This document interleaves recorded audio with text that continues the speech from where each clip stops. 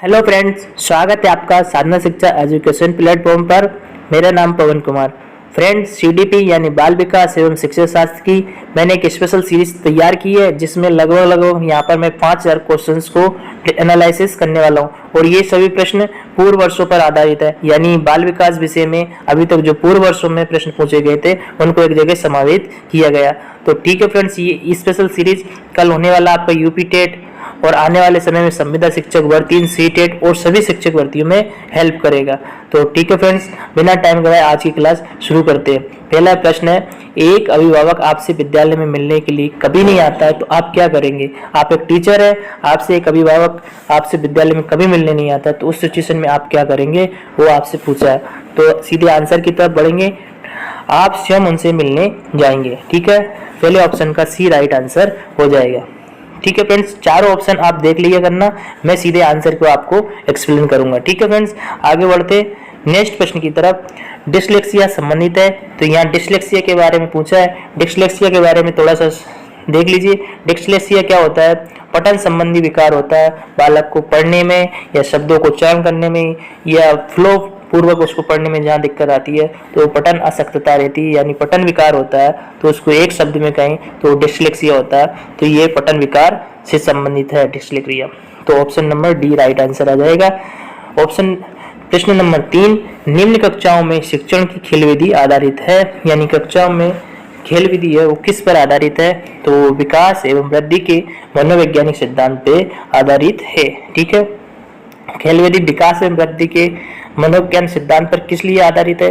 खेल के माध्यम से बालक का सामाजिक विकास भी होता है और शारीरिक विकास भी होता है। ठीक है फ्रेंड्स, आगे बढ़ते फोर्थ नंबर प्रश्न की तरफ। श्याम पट को शिक्षण सामग्री के किस समूह के अंतर्गत किया जा सकता है? यानी कि श्याम पट को है शिक्षण सामग्री के किस समूह के अंतर्गत रखा जाता है?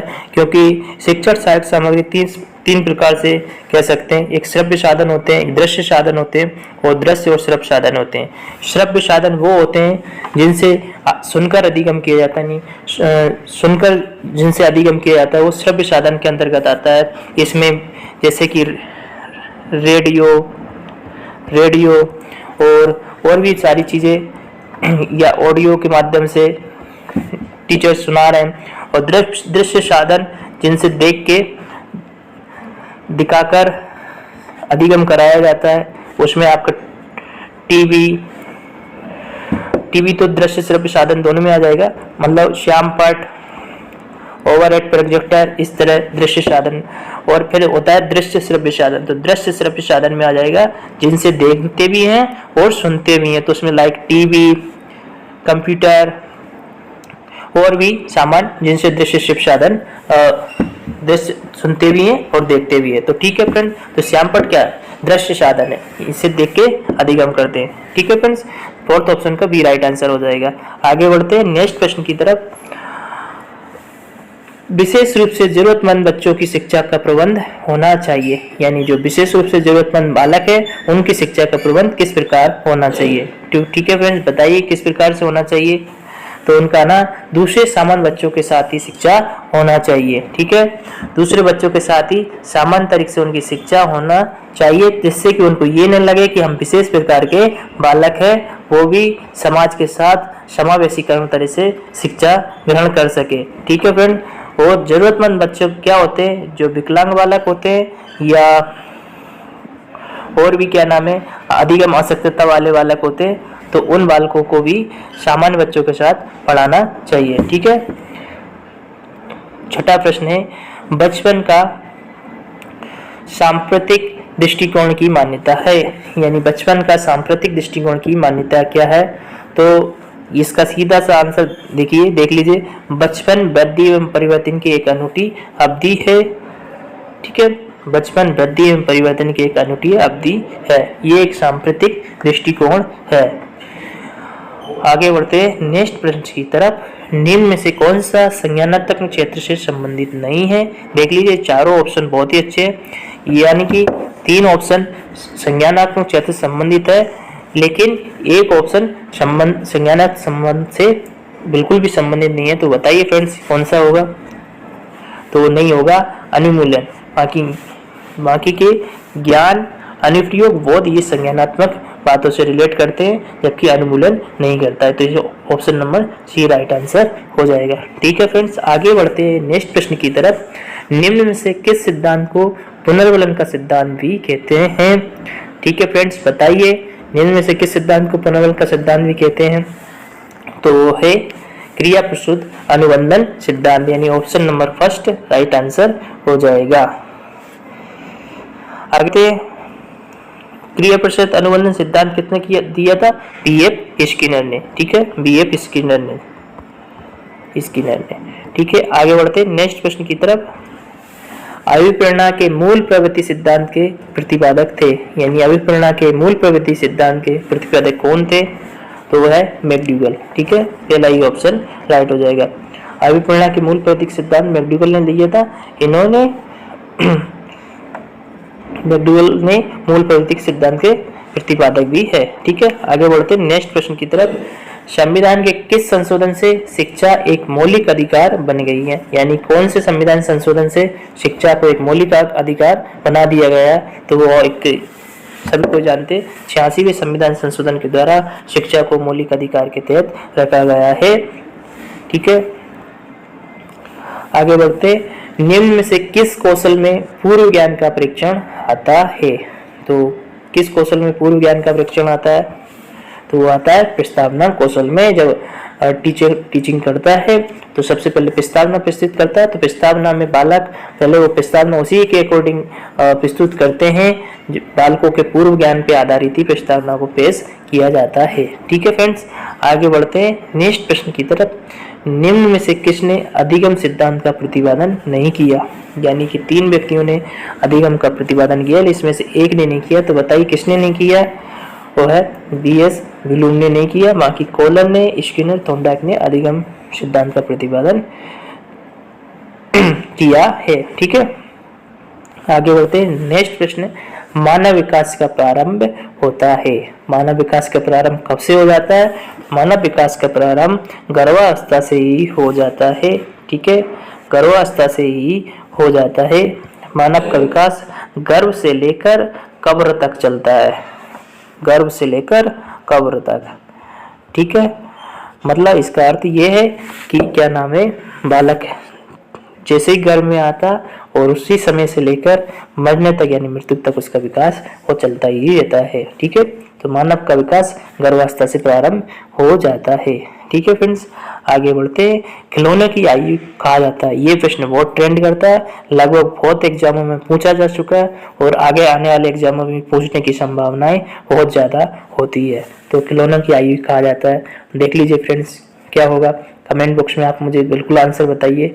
मैं भी बता रहा हूँ खिलौने की अवस्था किसे कहते हैं? तो पूर्व बाल्यावस्था को खिलौना की अवस्था कहते हैं। ठीक है, तो पूर्व बाल्यावस्था की जगह कभी कभी आपको यहाँ पे बचपन भी लिखा आ जाएगा। ठीक है, तो आप कंफ्यूज मत होना। ठीक है, खिलौने की आयु बचपन को कहा जाता है या पूर्व बाल्यावस्था को कहा जाता है। ठीक है, इसकी समय अवधि क्या होती है? 2 से 6 वर्ष। ठीक है फ्रेंड्स, आगे बढ़ते हैं। द कंडीशन ऑफ लर्निंग पुस्तक के लेखक कौन है? तो द कंडीशन ऑफ लर्निंग पुस्तक के लेखक कौन है? तो वो है R.M. ज्ञानेमोदी जी। ठीक है, आगे बढ़ते हैं नेक्स्ट प्रश्न की तरफ। किशोर अवस्था बड़े संघर्ष, तनाव, हमला व विरोध की अवस्था है। ये कथन किसका है? ये कथन किसका है बताइए? तो ये कथन स्टेने हॉल का है। ठीक है, स्टेने हॉल किशोर अवस्था के जनक भी माने जाते हैं। ठीक है फ्रेंड्स, आगे बढ़ते। सूक्ष्म शिक्षण के भारतीय प्रतिमान में कुल कितना समय लगता है? यानी भारतीय मानक के अनुसार सूक्ष्म शिक्षण में कितना समय निर्धारित किया जाता है, कितना समय लगता है? तो 36 मिनट होता है। ठीक है, तो option number D right answer हो जाएगा। ठीक है प्रश्न, नेक्स्ट प्रश्न है। यदि शिक्षक कक्षा में एक छात्र को समस्यात्मक बालक के रूप में पाता है तो उसे क्या करना चाहिए? यानी एक टीचर को एक छात्र को समस्यात्मक बालक के रूप में पाता तो उसे क्या करना चाहिए? बताइए फ्रेंड्स, कौन सा होगा? आप बनने वाले टीचर हैं, क्या करना चाहिए? तो उसके लिए बच्चों को परामर्श देना चाहिए। ठीक है, कि उससे हेल्प करे, उसको अलग ना समझे और उस बालक की डायरेक्टली हेल्प भी करे और बच्चों से भी हेल्प करने के लिए बोला जाए। ठीक है फ्रेंड्स, आगे बढ़ते हैं नेक्स्ट प्रश्न की तरफ।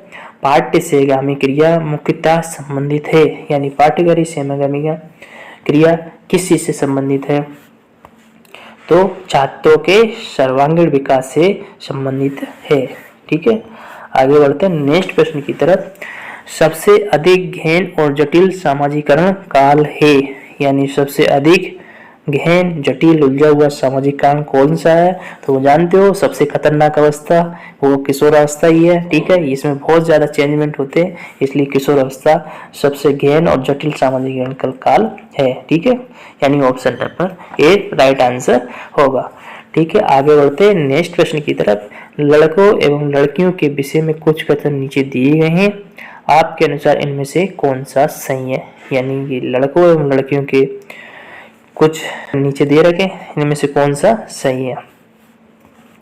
तो लड़कों को घर के कार्य में सहायता करनी चाहिए, बिल्कुल रूढ़िवादी का कुछ चैलेंज करने के लिए लड़कों को घर के कार्य में सहायता करनी चाहिए, और आज के समय में हो भी रहा है। आज के समय में शिक्षा को महत्व दिया जा रहा है। ये नहीं कि लड़कियां सिर्फ चूल्हा चौकी का काम करेंगी, बल्कि लड़कियां भी आज लड़कों के साथ कंधे से कंधा मिलाकर काम कर रही है। ठीक है, इस तरह लड़कों को घर के कार्य में सहायता करनी चाहिए, ये बेटर आंसर होगा। ठीक है, आगे बढ़ते नेक्स्ट प्रश्न की तरफ। पियाजे के संज्ञानात्मक सिद्धांत के किस चरण में एक बच्चा उत्क्रमण की मूल अवधारणा को दर्शाता है? तो पियाजे के संज्ञानात्मक सिद्धांत के किस चरण में एक बच्चा उत्क्रमण की मूल अवधारणा को दर्शाता है? बताइए फ्रेंड्स। तो है कंक्रीट परिचालन अवस्था में बच्चा उत्क्रमण की मूल अवधारणा को दर्शाता है। देखिए जीन पियाजे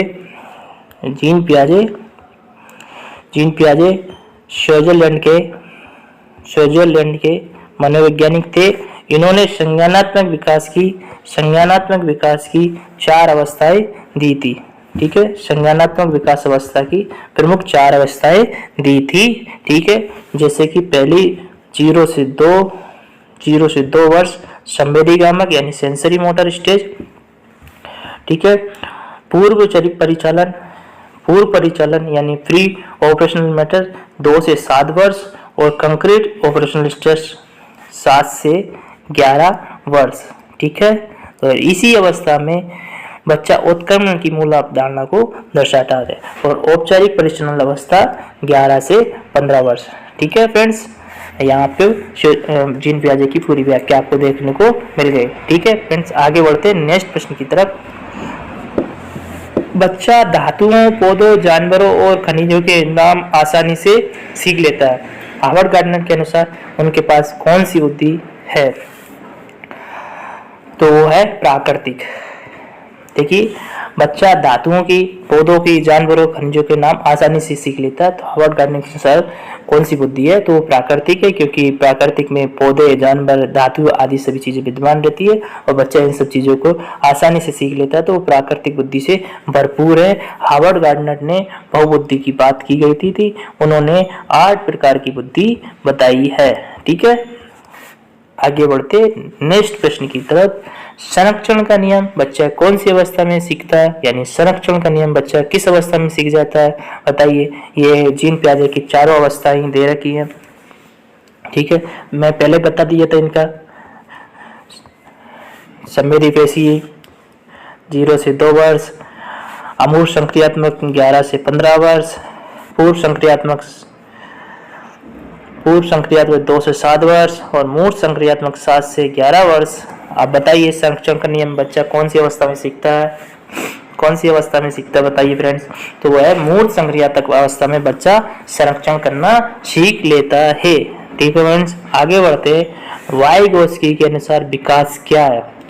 वाइगोत्स्की के अनुसार विकास, तो वाइगोत्स्की के अनुसार विकास संस्कृति और समाज का समावेश है, या समाज के साथ डेवलपमेंट करना विकास है। ठीक है friends, option number C right answer हो जाएगा।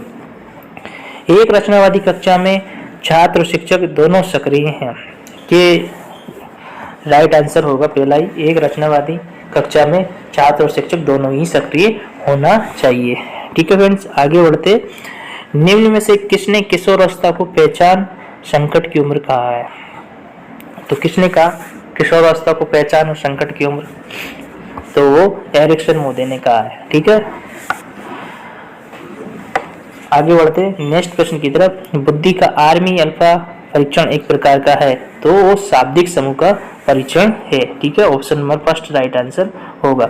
आगे बढ़ते हैं नेक्स्ट क्वेश्चन की तरफ। मोहन का व्यक्तित्व एवं बुद्धि लब्धि सोन से भिन्न है, ये भिन्नताएं क्या कहलाती है? यानी कि मोहन का व्यक्तित्व और सोन का व्यक्तित्व दोनों ही अलग है, तो ये किस चीज को दर्शा जाता है? तो ये है अंतर व्यक्तिगत भिन्नताएं, व्यक्तिगत भिन्नताएं होती है, ये इस चीज को दर्शा रहा है। ठीक है, आगे बढ़ते हैं नेक्स्ट क्वेश्चन की तरफ। निम्नलिखित में से कौन सा एक जन्मजात अभिप्रेरक नहीं है? तो जन्मजात अभिप्रेरक कौन सा नहीं है? तो इसमें उपलब्धि जन्मजात प्रेरक नहीं है। भूख, नींद, दर्द ये सब जन्मजात से ही प्राप्त होते हैं। ठीक है, जबकि उपलब्धि बाद में प्राप्त की जाती है। ठीक है, तो फ्रेंड्स ये बहुत ही मोस्ट इम्पोर्टेंट सीडीपी के 30 क्वेश्चन अपन ने एनालिसिस किया। ये आपके हर एग्जाम में काम आएगा, विशेष करके कल होने वाला यूपी टेट एग्जाम के आपको डायरेक्टली बहुत ज़्यादा हेल्प करेगा। तो ठीक है फ्रेंड्स, यहाँ पर इसी तरह के लगभग 5000 क्वेश्चंस को एनालिसिस करना वाला हूँ। तो ठीक है फ्रेंड्स, अगर आपको ये प्रश्न सीरीज बिल्कुल पसंद आ रही हो और साथ में यहाँ पर साधना शिक्षा में मोस्ट इम्पोर्टेंट टॉपिक के वीडियो भी डले हुए, आप उनको भी जाकर दे सकते हैं। तो ठीक है फ्रेंड्स, अगर आपको ये सब पसंद आ रहा है तो बिल्कुल साधना शिक्षा को सब्सक्राइब करें और हमको लाइक करके मोटिवेशन करें। मिलते हैं नेक्स्ट वीडियो में, तब तक लिए जय हिंद।